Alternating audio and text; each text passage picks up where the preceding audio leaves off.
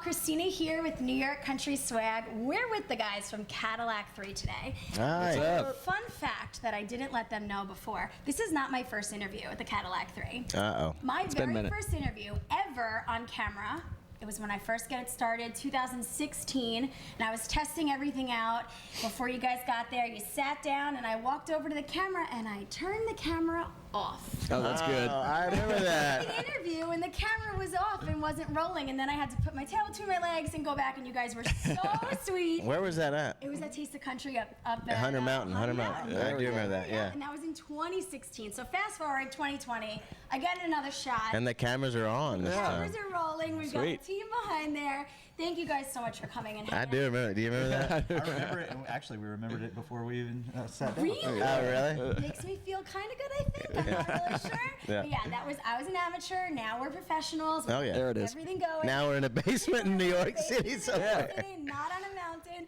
But we are so happy to have you guys here. So you're playing a show in New York City. The album just came out. We have so much to discuss. So Country Fuzz.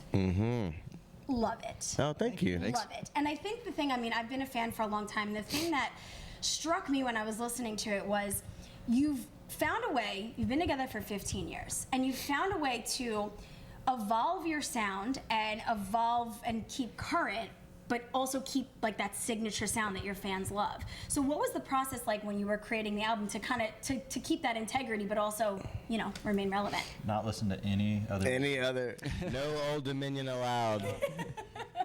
Do our own thing. It's basically it's a thing of clay, and you're just trying to mold it for 2.5 years into this wonderful. It's like the scene in Ghost where Demi Moore and Patrick Swayze. But who was behind who? Yeah, it's odd. It was we were all next to each other.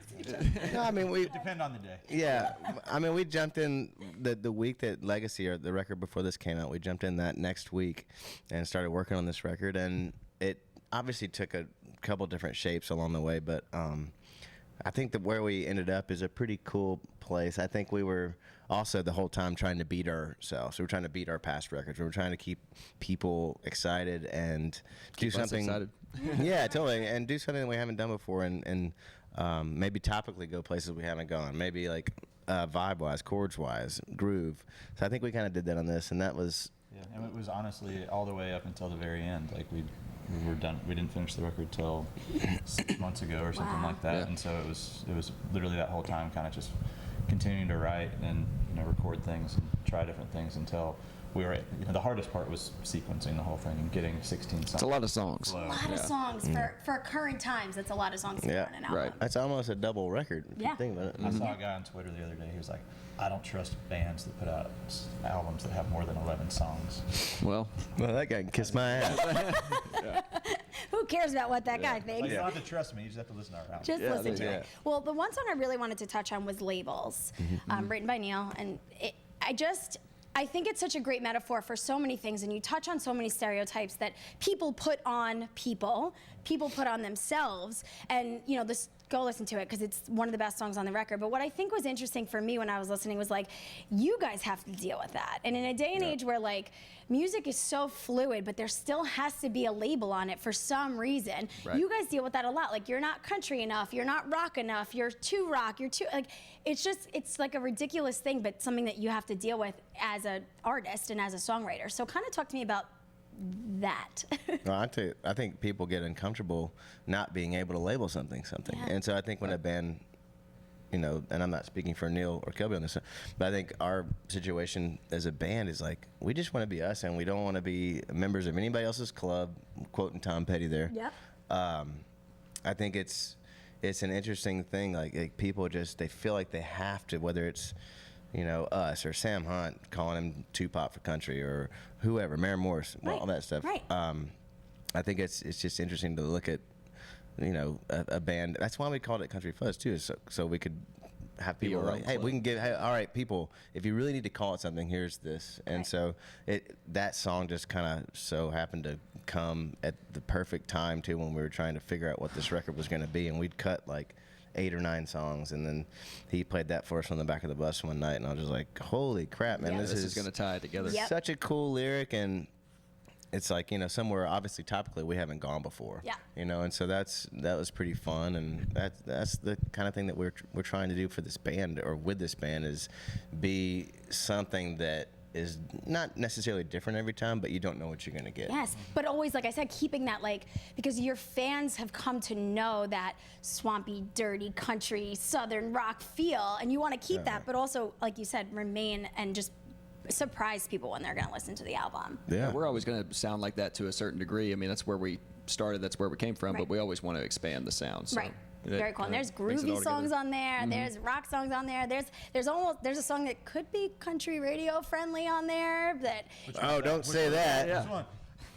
God forbid. if country radio plays the Cadillac Three. God forbid. No, Back Home is I feel like that is one of the ones that I feel. I agree. Yeah. I agree. Right? And well, I do want to kind of touch on that being together for a decade and a half, you guys have, you know, had this struggle with not getting played on country radio. And I country wouldn't really radio call it a still- struggle. What would you call it? I mean, it's. I mean, but if you look at that though, like, you almost use that for what it is. Like, if like some of our great friends are program directors and DJs, you know, Bobby Bones, good friend of ours. You know, it's like, it's okay that they're not playing us. It's fine. Like, we're just going about it a different direction. So when that happens, it doesn't mean it's over. It just means you have to find other ways. You have to actually go out and bust ass and play shows and make fans one by one. And honestly, for us, that's kind of been our mentality since the beginning. So it's like radio, whether it's country or rock or internet or streaming or whatever it is, that's all a bonus for us because we're out there, you know, we're on the front lines, and it's almost, I mean, yes, we would love to have some success on radio, but it's like, the work is being laid, like the real work is being, you know, the groundwork is being laid. So I think that's really important, and really important for other artists starting out to see that it's not all based on, it's not all live or die by one song. Like, it's records, man. Keep it real. Yeah. Keep it. Yeah, no, I love that. And talking about that even too, like, you've done it, hit the ground one fan at a time across the world. Like, your fans overseas are die-hard fans, and you get to play for them. You guys go over there often, you get to play for them. And then even, I've been to several New York City shows, and I think a lot of people would say, like, country's not here and there are no country music fans here. Right. Your fans show up and they are rowdy and they have a damn good time every time you guys play New York City, and you're playing New York City tomorrow night. So what has it been like playing for these people, all these different people, not just country fans in the South? You know, I would think that's the biggest thing is going and playing as many shows as we do every year and seeing the thing grow over the last 8 or 9 years. It's like, it's all about the fans, and it's like, we have relationships with a whole lot of them at this point. Yeah. Because it's like we're going to, you know, it's like, well, we were in New York City in November. We're back here right now. It's whatever month it is. Yeah, February. Don't even know where it I is. tried to help you. I was like, no idea. Don't ask me what day it is. Yeah, but overseas, same thing. It's like it started in a 100-person club about the size of this room, and it's grown to, you know, 3,000 people or something like that. Right. And we're gonna go over and play with Eric Church, C2C, and get to play the Wembley Arena this next time over. So it's like, it's awesome, and that's all pretty much without radio. And so I think that it's something, just kind of a testament to another way that it can happen, and I think that it's a testament to just fans, of just open-minded fans that just want to find music that they like. You know how crazy New York City is too. It's like, I mean, think about this city and how wild it is. Even just walking around, if you've ever been here, it stresses me out. We were talking about it before this. We're sitting at the bar above this place having a beer before we came down here to talk to you. As we're leaving, some random guy who looks like he works probably at this Wall Street here or whatever comes up and says, but as we're walking out, hey guys, just want to say, new record Country Fuzz is awesome. Just random dude.